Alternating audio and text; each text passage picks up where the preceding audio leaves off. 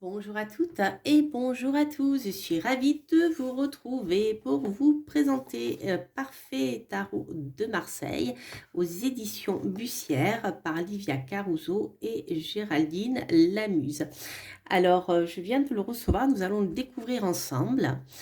Donc, il s'agit d'un tarot de Marseille qui a un petit côté inclusif, mais qui concerne qui conserve toutes les particularités symboliques du tarot de Marseille. Alors, on va découvrir tout ceci ensemble.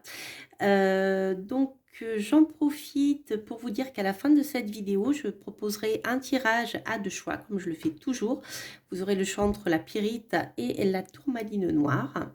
Voilà, donc là, c'est pour les nouveaux venus qui me découvrez. J'en profite pour vous saluer et je passe un petit coucou à mes fidèles abonnés. Voilà, un petit coucou est fait.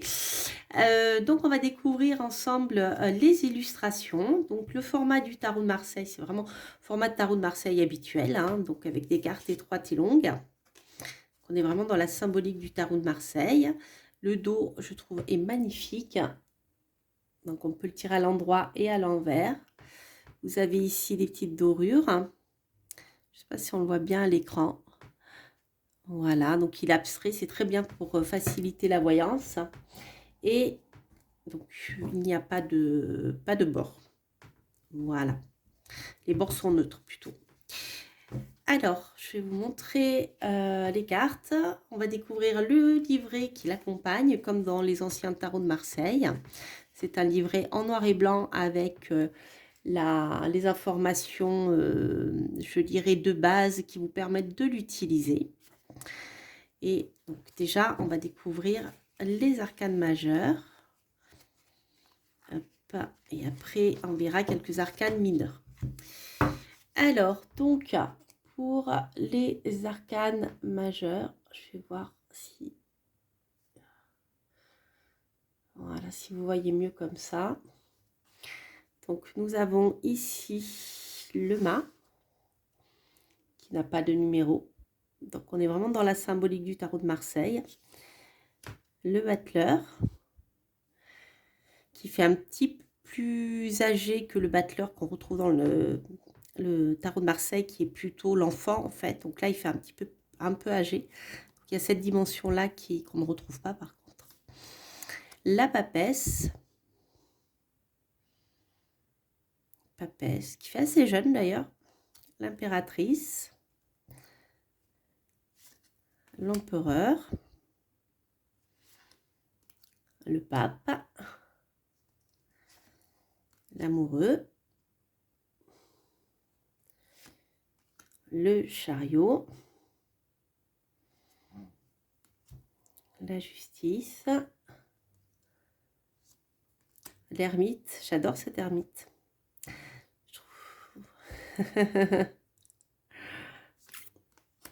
La roue de fortune.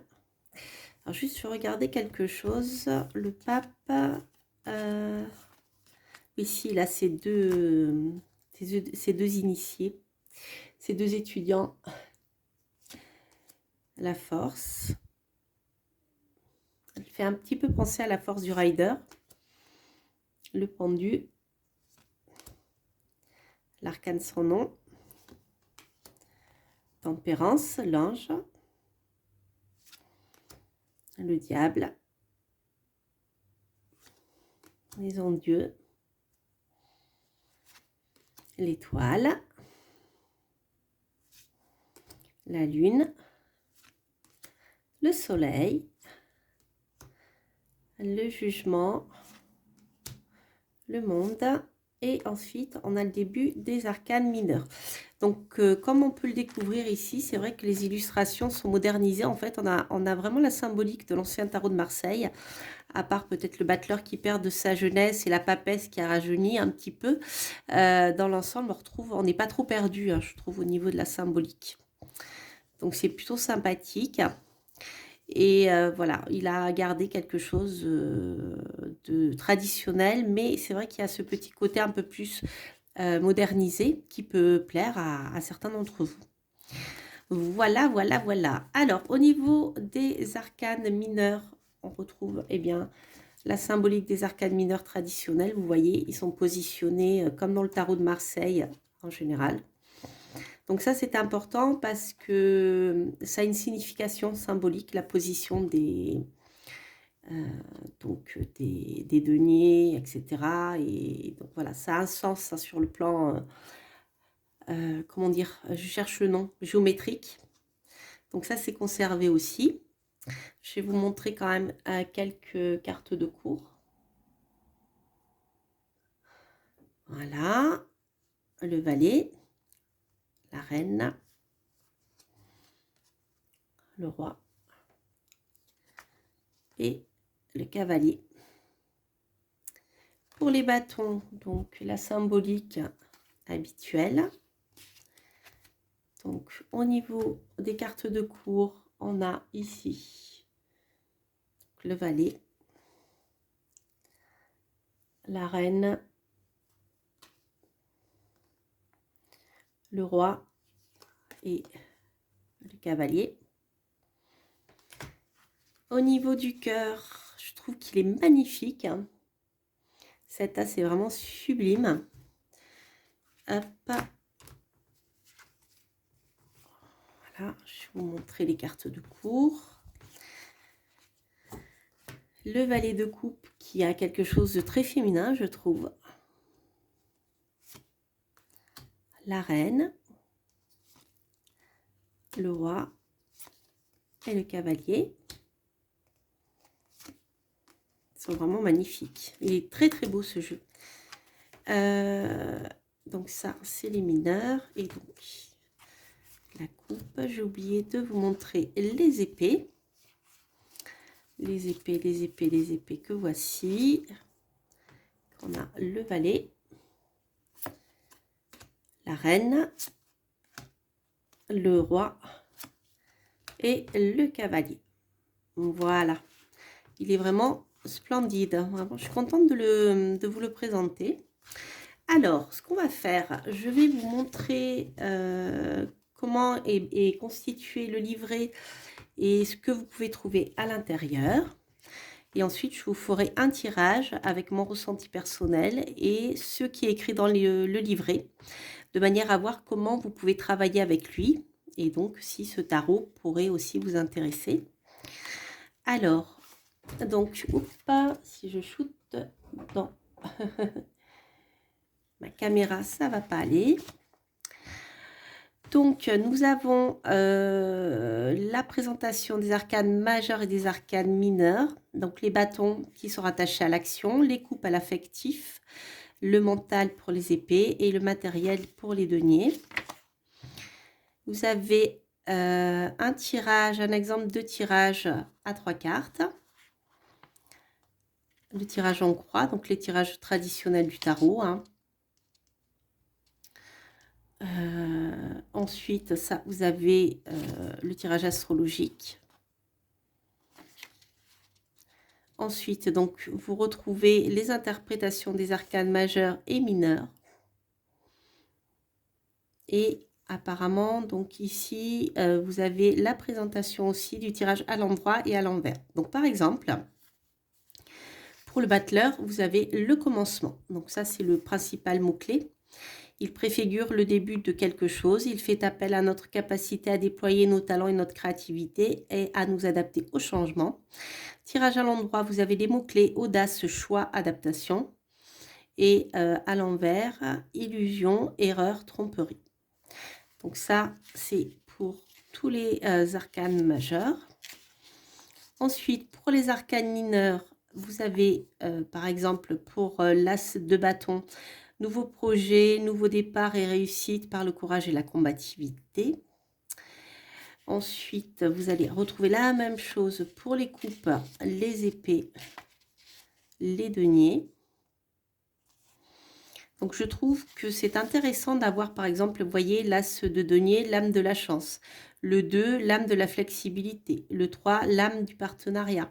Ça donne déjà quelques petits mots-clés rapidement pour pouvoir... comment dire, repérer la symbolique de la carte. Voilà. Et ensuite, donc, le livret est aussi en anglais Donc, si vous êtes anglophone et pas francophone, vous pouvez aussi travailler avec ce jeu. Vous avez toutes les significations en anglais. Donc ça, c'est super. Donc, c'est vraiment un super tarot de Marseille pour qui déjà maîtrise bien le tarot de Marseille. Vous ne serez pas trop perdu, je trouve, au niveau de la symbolique. Parce que des fois, voilà, il y a beaucoup de créativité, mais avec une perte de symboles parfois. Là, il y en a deux, trois que j'ai notés, moi, qui m'ont sauté à l'œil, mais qui ne sont pas en soi très, très graves. Je trouve, pour l'interprétation, si vous avez l'habitude de tirer le tarot de Marseille. Et si vous êtes débutant, je trouve que le petit livret, déjà, bien conçu, et assez court pour pouvoir comprendre l'interprétation du tarot. Donc, je trouve que même pour les débutants, c'est un bon outil de débutant. Voilà. Donc, ce que je vais vous proposer de faire, donc c'est un tirage à deux choix. Donc, nous allons commencer par la pyrite. Et le deuxième choix sera la tourmaline noire. Donc, si vous avez deux questions, vous pouvez poser une question par choix. Sinon, vous pouvez poser une question et choisir un des deux tirages. N'hésitez pas à écouter les deux si vous voyez que le choix que vous avez choisi, eh bien, ne vous parle pas en fait du tout. Alors, hop, on va commencer par vous qui avez choisi la pyrite. Hop, déjà, on a le monde qui vient de se retourner, donc je vais la prendre puisqu'elle a sauté. Donc, le monde est une carte d'accomplissement, de complétude. Si vous avez initié quelque chose, si votre question concerne la bonne évolution, la réussite dans un domaine, la réponse est oui avec le monde. Vous avez cette notion de complétude, de réussite. Pour moi, le monde, c'est la meilleure carte du tarot de Marseille puisqu'elle marque l'aboutissement de quelque chose, d'effort et la fin d'un cycle, la mise au monde de quelque chose. Donc, si vous avez un projet sur lequel vous travaillez, eh bien ici, on aura la mise au monde. Ça peut être aussi la naissance d'un enfant. Alors, on va voir ce que les auteurs nous disent ici. Alors, au niveau du monde, alors, on nous parle donc d'aboutissement, le mot-clé. Cette lame est la plus positive du tarot. Elle représente le parfait équilibre et l'harmonie. Elle symbolise la guérison, l'épanouissement, la réalisation, l'ouverture d'esprit sur le monde. On a les mots-clés ici, réussite, équilibre, récompense. C'est ce que je vous disais. C'est vraiment, si vous avez choisi ce choix, c'est vraiment une magnifique carte de réussite. Alors, pour vous qui avez choisi la tourmaline noire,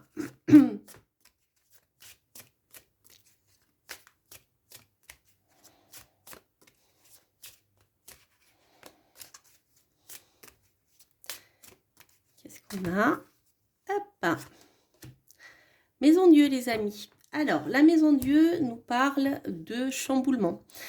C'est une lame rapide qui annonce des bouleversements imprévus, soudains, parfois inattendus. Alors, si vous avez déjà commencé, par exemple, à restructurer quelque chose, modifier certaines bases en profondeur, c'est une carte qui vous indique que vous êtes dans la bonne direction, puisque c'est une carte qui nous parle de modification profonde. Donc, si par contre, pour le moment, vous n'avez rien modifié dans votre vie, c'est une carte qui peut annoncer un bouleversement inattendu qui va vous obliger à modifier certaines choses en profondeur. Voilà. Donc, cette carte n'est pas négative, simplement, elle est bouleversante. Voilà. Donc, si le bouleversement est voulu, ça sera plus facile pour vous. Si le bouleversement n'est pas encore voulu, eh bien, il va falloir s'adapter, si vous voulez, à la situation. Alors, voyons voir ce que les auteurs nous disent à propos de la Maison Dieu. La Maison Dieu, donc le mot-clé, c'est le bouleversement. Cette carte nous avertit d'un changement brutal à venir, tant sur une situation que sur vous-même, nécessaire pour votre libération. Tout s'écroule dans notre vie, mais c'est le passage obligé pour mieux nous reconstruire. Donc, cette carte va nous parler de prudence, de libération involontaire et de changement. Voilà. Voilà les amis, j'espère que cette review et que ce tirage vous aura plu. N'hésitez pas à liker, à commenter bien sûr si ce tirage résonne en vous, si vous aimez ce tarot. Moi je le trouve tout simplement sublime et c'est original parce qu'il est vraiment modernisé. Mais voilà, il est pour les habitués du tarot de Marseille, je trouve qu'il reste suffisamment proche euh, du symbolisme de base pour pouvoir être utilisé par des professionnels en fait. Voilà, donc je n'ai pas regardé en détail les couleurs, mais je suppose que c'est un petit peu la même chose. En tout cas, si vous avez des informations sur le sujet, n'hésitez pas à commenter. Quant à moi, bien, je vous souhaite de passer une belle semaine. Je vous souhaite plein de belles choses et je vous dis à très bientôt pour de prochaines reviews. Portez-vous bien. Bye bye.